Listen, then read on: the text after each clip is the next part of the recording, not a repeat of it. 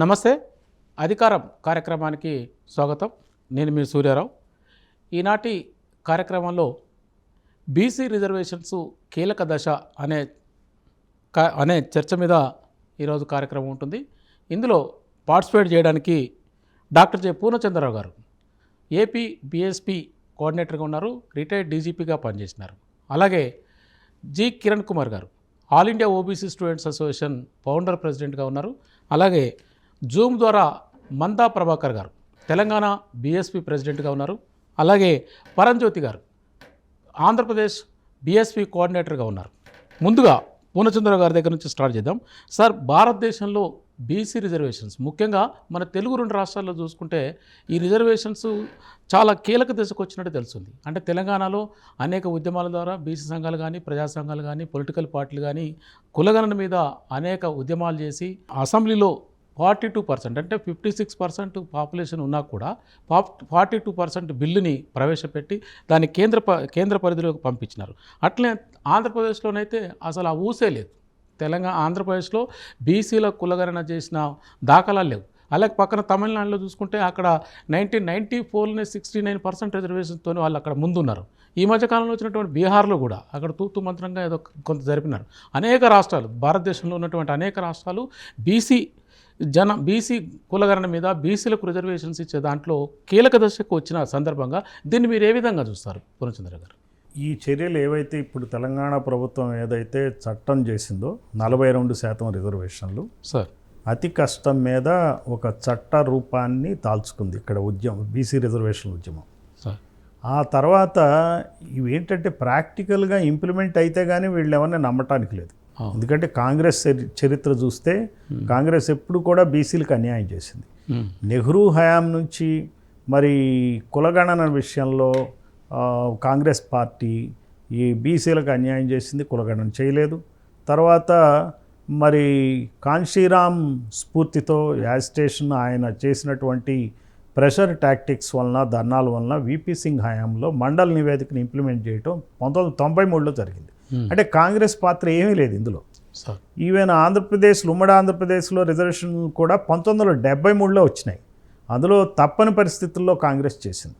ఈ రోజును కూడా ఇక్కడ తప్పని పరిస్థితుల్లో కాంగ్రెస్ ఒక చట్టాన్ని చేయటం జరిగింది. పక్కనే ఉన్నటువంటి తమిళనాడు రాష్ట్రంలో 1994లోనే మరి రిజర్వేషన్లు 50% దాటి చేయటం జరిగింది. 69% రిజర్వేషన్ ఇచ్చారు.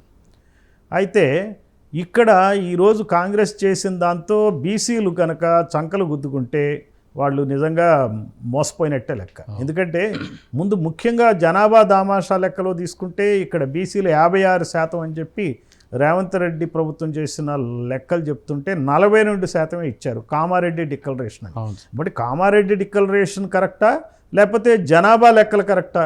ఇప్పుడు కామారెడ్డి డిక్లరేషన్ ఏ ప్రాతిపదికన 42 ఇచ్చారో ఎవరికి తెలియదు. 42 అని మేము ప్రామిస్ చేసాం, ఇస్తున్నాం అన్నారు. సో 56% ఇవ్వాల్సిందే 42 ఇచ్చారు. ఈ 42% ఇచ్చిన రిజర్వేషన్లు ఏం చేస్తారు? ఇప్పుడు హైకోర్టుకి వెళ్తే 50% దాటింది అని హైకోర్టు కొట్టేసే ప్రయత్నం ఉంది. లేదు సెంట్రల్ గవర్నమెంట్కి పంపిస్తే బీజేపీ గవర్నమెంట్ ఏంటి, మనువాద గవర్నమెంట్లవి. వాళ్ళు కమ్మారెడ్లకి, బ్రాహ్మలకి, అక్కడ ఉన్నటువంటి రాజపుట్లకి రిజర్వేషన్లు చడి చప్పుడు కాకుండా 10 రోజుల్లోనే ఇచ్చేశారు. అటువంటి ఈడబ్ల్యూఎస్ రిజర్వేషన్ అని దానికి ఒక అందమైన పేరు పెట్టారు. కానీ నిజంగా చెప్పాలంటే ఎస్సీల రిజర్వేషన్ బీసీల రిజర్వేషన్ లాగా మన తెలుగు రాష్ట్రాల భాషలో చెప్పాలంటే కమ్మారెడ్ల రిజర్వేషన్ అని చెప్పాలి. అట్లయితేనే ప్రజలకు అర్థమవుతుంది. సో అందువల్ల బీజేపీ అటువంటి రిజర్వేషన్ చేసినటువంటి బీజేపీ దీనికి ఒప్పుకుని ప్రెసిడెన్షియల్ అసెంట్ ఇప్పించి చేసే పరిస్థితి ఉందా? అంటే ఈ ఆట, బీసీల ఆట, ఈ ఆట అటు కాంగ్రెస్ మధ్య బీజేపీ మధ్య జరగనుందా ఢిల్లీలో?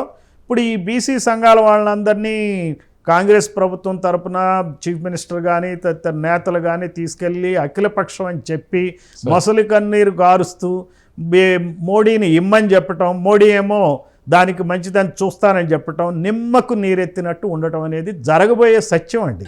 ఇది కాదు అని కనుక మీరంటే ఈ పాటికి బీహార్లోనే 65% రిజర్వేషన్. సార్ అది సుప్రీంకోర్టులో పెండింగ్ ఉన్నప్పుడు బీహార్ రాష్ట్రంలో ఎన్నికలకు పోతున్న నేపథ్యంలో సార్ మరి బీజేపీ కూడా రేపు బీహార్ ప్రజలను ఫేస్ చేయాలి. సార్. ఫేస్ చేసిన నేపథ్యంలో బీహార్ రాష్ట్ర ప్రభుత్వం ఏదైతే కులగణన చేసిందో, నితీష్ కుమార్ ఆధ్వర్యంలో ఏదైతే జరిగిందో దాని ప్రకారం అతను ప్రెసిడెన్షియల్ అసెంట్ ఇప్పించి ఈ పాటికి చట్ట రూపాయన చేసి బీజేపీ ఎలక్షన్కి వెళ్లాల్సి ఉండే, కానీ వెళ్ళాల. అసలు బీహార్లో ఉన్న నితీష్ కుమార్ కూడా హైకోర్టులో ఎందుకు వేశాడు? ఆయన గవర్నమెంట్ పార్ట్నర్ అయినప్పుడు మరి మోడీ బీజేపీ యొక్క మద్దతు తీసుకుని దాన్ని బీసీల రిజర్వేషన్ బీహార్లో చట్టబద్ధం చేయొచ్చు కదా. మరి 9th షెడ్యూల్లో కమ్మారెడ్లకు రిజర్వేషన్ ఇచ్చినట్టే బీసీలకు కూడా రిజర్వేషన్లు ఇవ్వచ్చు కదా. మరి ఆయన ఎందుకు చేయలేదు నితీష్ కుమార్? అంటే లోపాయికారిగా వీళ్ళందరూ ఒకటే, నేను ఇలా అంటా నువ్వు అలా అను. ఈ బీసీలు పిచ్చోళ్ళు, వాళ్ళని అట్లా ఎంగేజ్ చేద్దాం. వీళ్ళకి పోరాటాలు చేయరు, పోరాటం చేసినా పట్టించుకోక్కర్లా, వీళ్ళని కొనేయచ్చు, ఏదో పదవులు ఇచ్చో ఏమిచ్చో కొనేయచ్చు. ఇది ఈ రోజున తెలంగాణ పరిస్థితి. సరే, ఆంధ్రప్రదేశ్ పరిస్థితికి వస్తే అక్కడ కులగణన చేసింది ప్రభుత్వం, వైఎస్ఆర్ కాంగ్రెస్ నేపథ్యం ప్రభుత్వం జగన్మోహన్ రెడ్డి హయాంలో కులగణన చేశారు. ఈ ఏదైతే నితీష్ కుమార్ చేశాడో బీహార్లో దాన్ని దృష్టిలో పెట్టుకుని జగన్మోహన్ రెడ్డి కూడా చేశాడు. చేసి 51.69% బీసీలు ఉన్నారని చెప్పి నిర్ధారించుకున్నారు. బీసీలు ఎక్కువగా ఉండేటప్పటికీ దాదాపు అక్కడ యాదవులు అత్యధిక పాపులేషన్, బీసీలు 26 లక్షల మంది ఉన్నారు. కమ్మలు రెడ్లు కేవలం 21 లక్షలు ఉన్నారు. కమ్మలు 14 లక్షలు మాత్రమే ఉన్నారు. అంటే వీళ్ళందరికన్నా యాదవులు ఎక్కువ అయినప్పటికీ యాదవులు కేవలం 46 మంది ఎమ్మెల్యేలే స్వాతంత్రం వచ్చినప్పటి నుంచి ఇప్పటిదాకా అయ్యారు. 2-3 ఎమ్మెల్యేల కన్నా అసెంబ్లీలో లేరు. అటువంటి పరిస్థితులు ఈనాటి అసెంబ్లీలో, అటువంటి పరిస్థితుల్లో జగన్మోహన్ రెడ్డి ఆ లెక్కలు చూసి భయపడిపోయి ఇది బయటకు వచ్చేస్తే మరి 4% ఉన్న రెడ్లు కేవలం 4% అని, కమ్మలు కేవలం 3% అనేటువంటి బండారం బయటపడుతుందని జగన్మోహన్ రెడ్డి ఆ లెక్కలు బయటపెట్టకుండా ఎలక్షన్ల ముందు నా ఎస్టీ, నా ఎస్సీ, నా బీసీ, నా మైనారిటీ అని ప్రచారం చేసుకుంటూ తిరిగాడు. చివరికి ప్రజలకు అర్థమైంది ఇతను ఏమి ఇంప్లిమెంట్ చేసే రకం కాదు, కులగణన చేస్తాడు కానీ వివరాలు చెప్పడు, ఇతను నమ్మటానికి లేదని చెప్పి అతను ఇంటికి పంపించారు. ఇంటికి పంపించినాక ఈరోజు చంద్రబాబు నాయుడు వచ్చి మాది టీడీపీ బీసీల పార్టీ అని చెప్పి మరి ఏం చేశాడు ఆయన? ఇంతవరకు ఇవి లెక్కల వివరాలు పెట్టల. అందుకనే మా డిమాండ్ బహుజన్ సమాజ్ పార్టీ తరఫున ఆంధ్రప్రదేశ్లో బీసీలకు 52% రిజర్వేషన్లు ఇవ్వాలి. కులగణనలు చేసేస్తున్నారు, మీరు ఏదో చేస్తారు, మీ దగ్గర డేటా ఉంది, ఆథెంటిక్ డేటా ఉంది. జిల్లా కలెక్టర్ల ఆధ్వర్యంలో జరిగింది. జిల్లా కలెక్టర్ అంటే అక్కడ అతని ఆధ్వర్యం ఎట్లాంటిదంటే డిస్ట్రిక్ట్కి అతను representative agent of the government అంటారు. Collector is the agent of the government. అంటే గవర్నమెంట్ చేసిన సర్వే, సచివాలయ సిబ్బందితో చేసిన సర్వే, దీనికి సాధికారత ఉంటుంది. ఖచ్చితంగా దీని ప్రకారం అక్కడ 52% రిజర్వేషన్లు అమలు పరిచి కూటమి ప్రభుత్వం కాబట్టి బీజేపీ యొక్క మద్దతు తీసుకుని 9th షెడ్యూల్లో యాడ్ చేసి జయలలిత ఎట్లయితే 1994లో బీసీలకు రిజర్వేషన్ తెచ్చిందో అదే మాదిరిగా తమిళనాడులో ఎట్లయితే తెచ్చిందో అదే మాదిరిగా చంద్రబాబు నాయుడు కూడా ఈ పని చేయాలి. ఎప్పుడైతే ఆంధ్రప్రదేశ్లో ఈ పని జరుగుతుందో తెలంగాణ బీసీలకు కూడా న్యాయం జరుగుతుంది. తెలంగాణ బీసీలకి 56% రిజర్వేషన్లు ఇవ్వాలని, ఈ బూటపు చట్టాలు కానీ ప్రభుత్వ చర్యలను నమ్మవద్దని చెప్పి తెలంగాణ బహుజన్ సమాజ్ పార్టీ కూడా ఉద్యమిస్తుంది. బీసీలను కలుపుకుని రాష్ట్ర వ్యాప్తంగా నిరసన తెలియజేస్తాం. ఆంధ్రప్రదేశ్లో కూడా రాష్ట్ర వ్యాప్తంగా బహుజన్ సమాజ్ పార్టీ నిరసన తెలియజేస్తుంది. థ్యాంక్ యూ పూర్ణచంద్ర గారు. మంద ప్రభాకర్ గారు, జై భీమ్ అండి. ఇప్పటివరకు పూర్ణచంద్ర సార్ గారు చెప్పింది విన్నారు కదా మీరు? అవునండి. ఇప్పుడు తెలంగాణలో ఆ నేపథ్యంలో బీసీ రిజర్వేషన్స్ కీలక దేశం నేపథ్యంలో బహుజన్ సమాజ్ పార్టీ పాత్ర ఏంటి సార్ తెలంగాణలో? బహుజన్ సమాజ్ పార్టీ మొదటి నుండి ఒక స్పష్టమైన రాజకీయ సిద్ధాంతంతో ఉన్నటువంటి పార్టీ అండి. మాకు రిజర్వేషన్లు, సంక్షేమ పథకాలు కాదు, మాకు వాటాల ప్రభుత్వం కావాలి. ఓకే. ఎవరి జనాభా ఎంతుందో ఆ జనాభా ప్రాతిపదికన అన్ని రంగాలలో వాటాలు ఉండాలి. మాన్యవర్ కాంశీరామ్ గారు మా పార్టీ వ్యవస్థాపకులు, ఎవరైతే మండల్ కమిషన్ కొరకు పెద్ద ఎత్తున దేశవ్యాప్తంగా పోరాటం చేసినో ఆ మహానుభావుడు ఇచ్చినటువంటి రాజకీయ సిద్ధాంతంతో ముందుకెళ్తున్నటువంటి పార్టీ బహుజన్ సమాజ్ పార్టీ.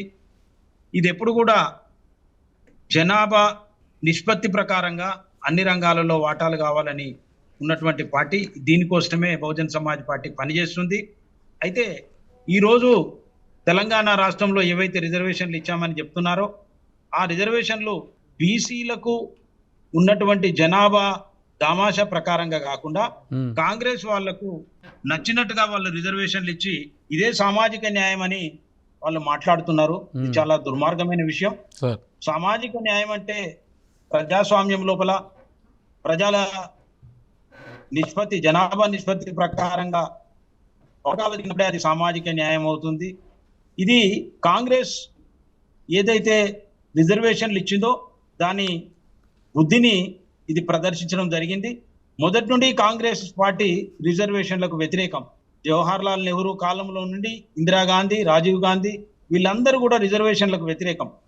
ఇందిరాగాంధీ కావచ్చు, నెహ్రూ కావచ్చు, రాజీవ్ గాంధీ కావచ్చు, వీళ్ళు ముగ్గురు కూడా బీసీల కులాల ఒక జాబితా కూడా తయారు కాకుండా అడ్డుకున్నటువంటి వాళ్ళు. 1953లో కాకా కాలేల్కర్ కమిషన్ రిపోర్టును సబ్మిట్ చేసినప్పుడు అది అమలు కాకుండా తొక్కిపెట్టినటువంటిది నెహ్రూ ప్రభుత్వం, నెహ్రూ ప్రత్యేకంగా. అప్పుడు హోమ్ మినిస్టర్ గోవింద్ వల్లప్పంత్ రాసినటువంటి లేఖలు కూడా ఇప్పుడు మనకు అందుబాటులో ఉన్నాయి. అంతేకాకుండా 1961లో నెహ్రూ అన్ని రాష్ట్రాల ముఖ్యమంత్రులకు ఒక లేఖ రాసింది. ఏమనంటే, ఈ ఇండియా గవర్నమెంట్ నేను నా దేశాన్ని మొదటి శ్రేణి దేశంగా చూడాలనుకుంటున్నా. ఈ మొదటి శ్రేణి దేశంగా చూడాలనుకున్నప్పుడు ఈ రిజర్వేషన్లు అనేటి దీనికి అడ్డంకిగా మారుతాయి. కాబట్టి రిజర్వేషన్లు ఇవ్వడానికి మనం సుముఖంగా లేమనే విషయాన్ని లేఖల ద్వారా అన్ని రాష్ట్ర ప్రభుత్వాలకు, సీఎంలకు 1961లో ఆయన జూన్ నెలలో రాయడం జరిగింది. ఆ తర్వాత కాలంలో కూడా జీబీ పంత్కు రాసినటువంటి లెటర్లలో మనము బీసీల యొక్క కులాల జనాభా లెక్కలు తీయకుండా ఉన్నట్లయితే, ఒక లిస్ట్ అంటూ తయారు చేయనట్లయితే, నేషనల్ లెవెల్లో బీసీల లిస్టు కులాల లిస్టు కనుక లేనట్లయితే మనం రిజర్వేషన్ ఇవ్వాల్సిన అవసరం రాదు, దాన్ని అడ్డంగా పెట్టి మనం దాటేసుకుంటూ రావచ్చు అని చెప్పి ఆయన జీబీ పంత్కు, గోపాల్ బల్ల పంత్కి ఇచ్చినటువంటి, అప్పటి హోమ్ మినిస్టర్కి ఇచ్చినటువంటి లేఖ కూడా ఈరోజు అందుబాటులో ఉన్నది. అయితే ఇది వాళ్ళ కుట్రపూరిత బీసీల వ్యతిరేకతను, బీసీల రిజర్వేషన్లకు వ్యతిరేకంగా ఉన్నటువంటి కాంగ్రెస్ మానసిక పరిస్థితిని, రిజర్వేషన్లకు వ్యతిరేకంగా ఉన్నటువంటి ఈ కాంగ్రెస్ విధానాలు ఏదైతే ఉన్నదో అదే విధానాన్ని ఆమె ఆ తర్వాత వచ్చినటువంటి ఇందిరాగాంధీ గారు కూడా పాటించిందనడానికి నిదర్శనాలు ఉన్నాయి. ఎందుకంటే మండల్ కమిషన్ సిఫార్సులను బీసీలకు రిజర్వేషన్లు ప్రతిపాదిస్తూ, అంటే సిఫార్సు చేస్తూ ఇచ్చినటువంటి మండల్ కమిషన్ సిఫార్సులను కూడా ఇందిరాగాంధీ గారు తొక్కిపెట్టడం జరిగింది. ఆ తర్వాత బీసీలకు రిజర్వేషన్లు రాకపోవడం వల్ల ఏదైతే జాతీయ స్థాయిలో బహుజన్ సమాజ్ పార్టీ నేతృత్వంలో మాన్యవర్ కాన్షీరామ్ గారి నాయకత్వంలో భారీ ఎత్తున దేశవ్యాప్తంగా ఉద్యమాలు జరుగుతున్నాయో, అప్పుడు అనివార్యంగా బీసీలకు రిజర్వేషన్ ఇవ్వాల్సినటువంటి పరిస్థితులు వచ్చినప్పుడు నేడు రాహుల్ గాంధీ గారి తండ్రి అయినటువంటి రాజీవ్ గాంధీ గారు ఆ రోజులలో ఈ రిజర్వేషన్లను వ్యతిరేకించినట్టు అన్ని పేపర్లలో మీరు చూడవచ్చు. మనము రిజర్వేషన్ల గురించి కాదు, న్యాయంగా మనకు రావాల్సిన వాటాల గురించి ఇవాళ బహుజన్ సమాజ్ పార్టీ దేశవ్యాప్తంగా ఉద్యమాలు చేపడుతుంది.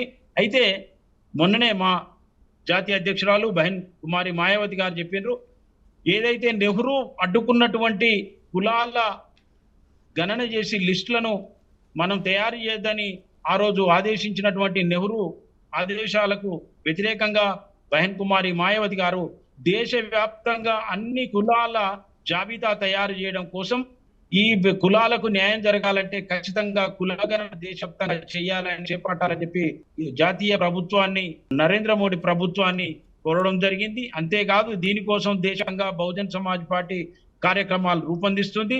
ఇవాళ వీళ్ళు ఇచ్చినటువంటి తెలంగాణ రాష్ట్రంలో ఇచ్చినటువంటి రిజర్వేషన్లు ఏవైతున్నాయో నిజంగా వాళ్ళు చాలా ఒక ఎత్తుగడతోటి ఇచ్చినట్టుగా బీసీ సమాజం, తెలంగాణ బీసీ సమాజం గ్రహించాల్సిందిగా నేను మనవి చేస్తున్నాను.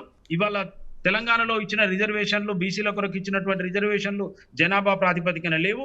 Bahujan Samaj party action plan బీసీల పక్షాన, తెలంగాణలో బీసీల పక్షాన మేము వాళ్ళ నాయకుడు మన రాహుల్ గాంధీ ఒక మాట చెప్పారు, జితనీ ఆబాదీ ఉత్నా హక్, జితనీ ఆబాదీ ఉత్నా హక్, రైట్స్ ప్రపోర్షనల్ టు పాపులేషన్ అని రాహుల్ గాంధీ మాట్లాడినటువంటి మాటను వాళ్ళు ఎంత మాత్రం ఇక్కడ ఇంప్లిమెంట్ చేయలేదు.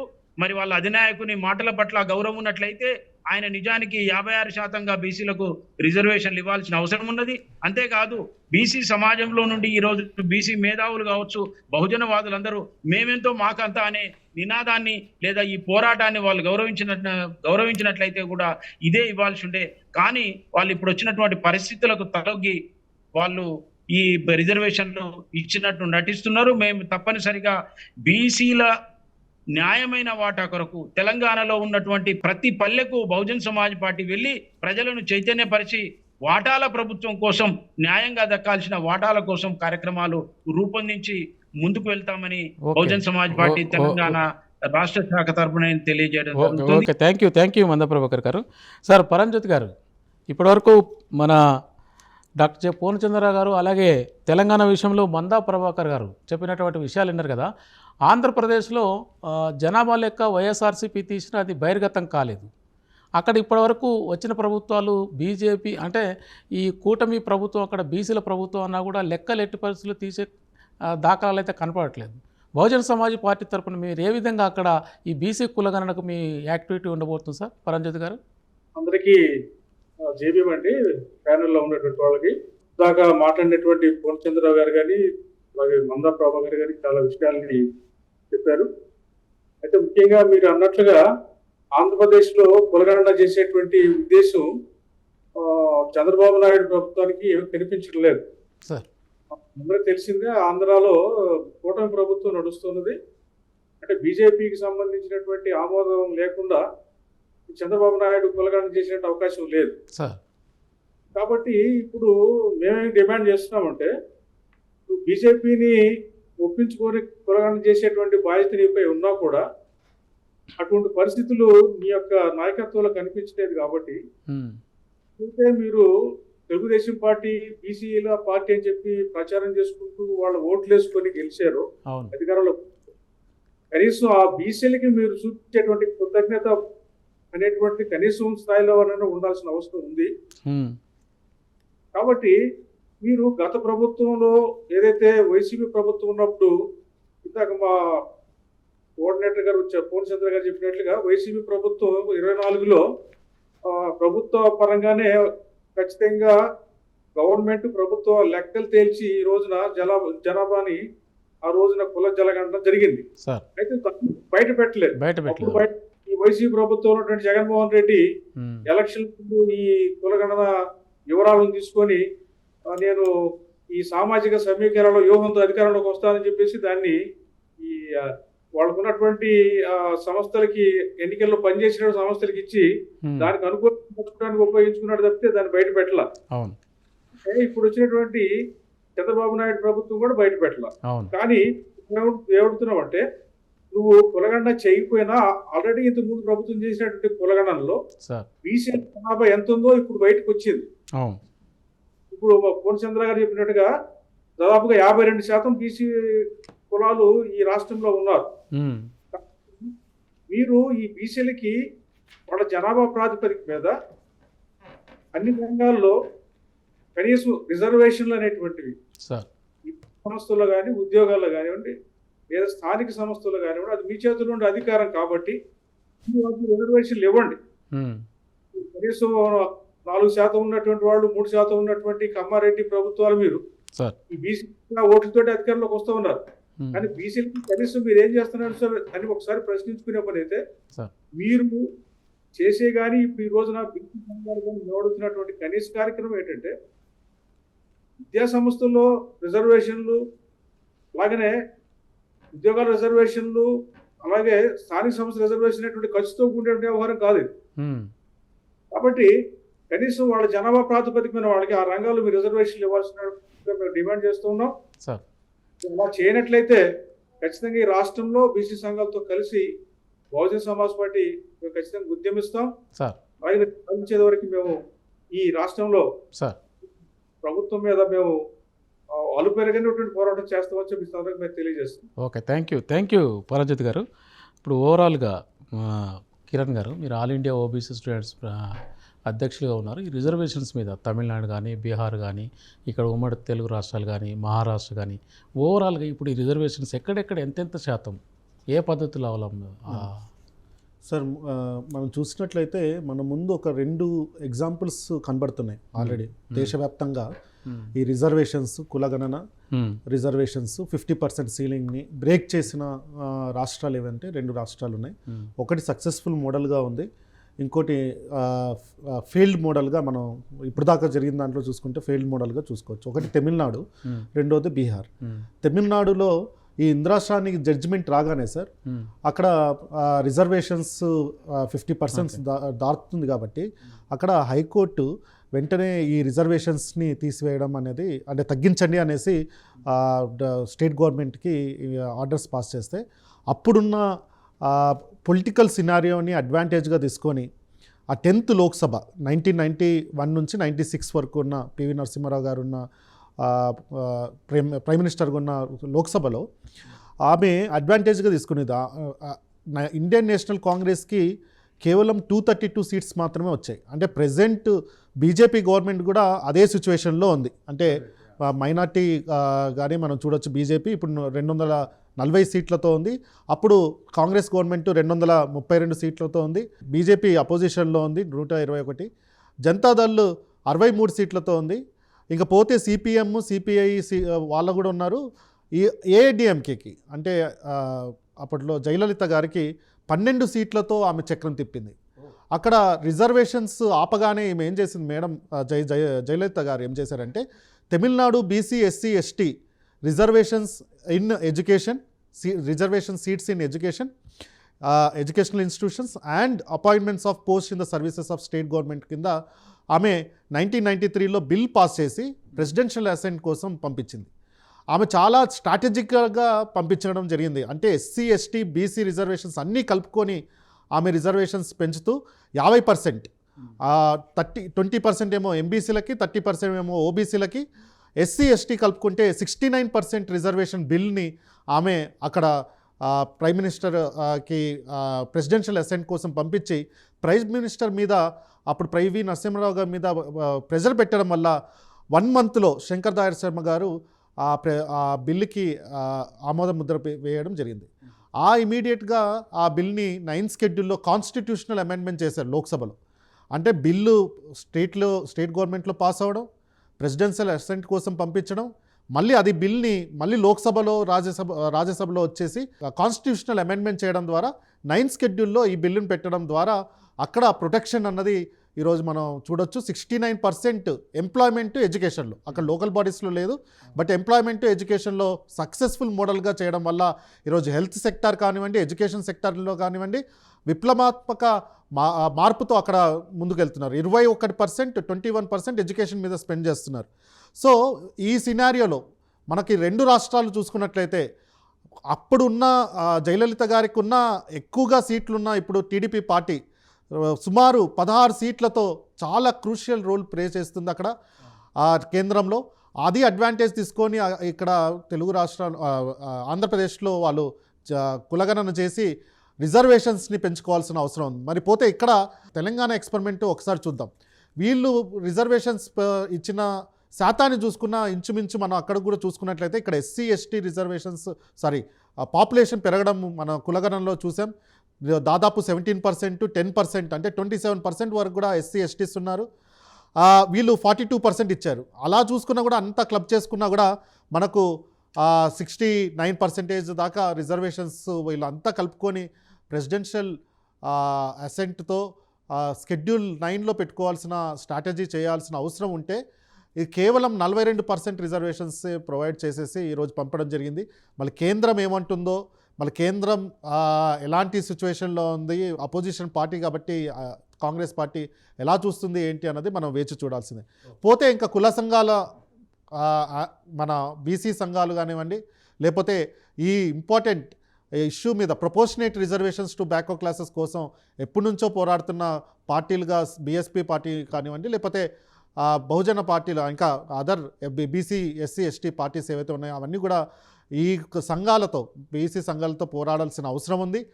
ఈ కాన్స్టిట్యూషనల్ మెకానిజంలోనే మనకు రిజర్వేషన్స్ అన్నది దక్కుతాయి. సో ఈడబ్ల్యూఎస్ రిజర్వేషన్స్ని వారం లోపలే మొత్తం దేశం మొత్తం ఇంప్లిమెంట్ చేసి కేంద్ర ప్రభుత్వం అలాగే చాలా రాష్ట్ర ప్రభుత్వాలు ఎలా అయితే ఇంప్లిమెంట్ చేశారో అదే పద్ధతితో బీసీలకు న్యాయం చేయాలంటే అనుకుంటే గనక అన్ని రాజకీయ పార్టీలు అనుకుంటే గనక ఒక వారం రోజుల్లో బీసీలకి న్యాయం చేసే మార్గం దొరుకుతుంది వీళ్ళకి. ఈజీ, ఆల్రెడీ అక్కడ తమిళనాడు మోడల్ ఉంది కాబట్టి.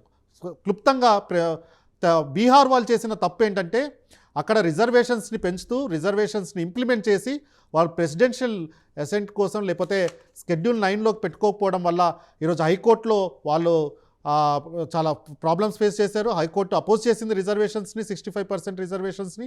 అలాగే వాళ్ళు ఇప్పుడు అంతా వాళ్ళకి 12 మంది ఇంచుమించు ఏఐడిఎంకి అప్పట్లో 1993లో ఎన్ని సీట్లు అయితే ఉన్నాయో జేడీయూకి కూడా ఈరోజు 12 సీట్లు ఉన్నాయి. ఇంపార్టెంట్ రోల్ ప్లే చేస్తుంది.